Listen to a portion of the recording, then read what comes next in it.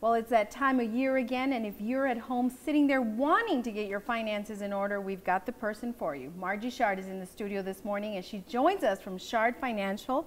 Good morning, Margie. Good morning, Elsie. Let's get right to it. A lot of folks at home overextended themselves over the holidays. They want to save money, but they're overwhelmed. What is the #1 thing that they have to do to start saving money? Well, first thing is, if there's something specific you want, say you want to go on vacation or you want to buy that car, you have to know how much you need to save. And so find out what it is, if you're going to go on vacation, exactly all the things that you're going to need money for, food, like lodging. Where are you going? Exactly. Okay, rather than just say, I want to save money, you say set a goal. Set a goal. Project or exactly. Okay, and what's the second thing you should do? After you decided, okay, this is the amount I want to save, let's say $1,000.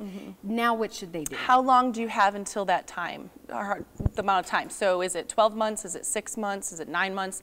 And then divide it up by that amount of either paychecks that you have or monthly, and you know that that's the amount that you have to put away. Okay, and now you mentioned that you should also have a separate account. Why is that important?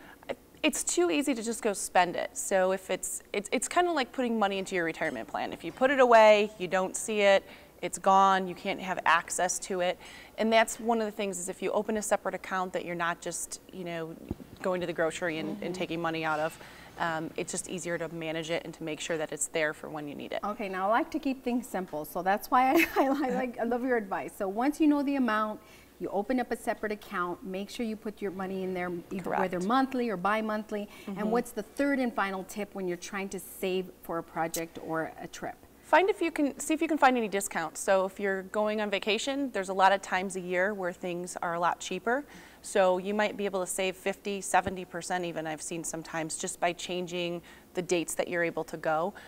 So that can really be a big thing, and can make it so that you can actually go do what you want to do either quicker, or make it so that you actually get to where maybe before you just couldn't even do it. Okay, now you actually have a new book that is coming out January 15th, but starting today at 9 o'clock this morning, right? People can pre-order Financial Planning Exposed, Overcoming Myths to Create a Secure Future. And so we're going to place a link on our website to make it easy for folks.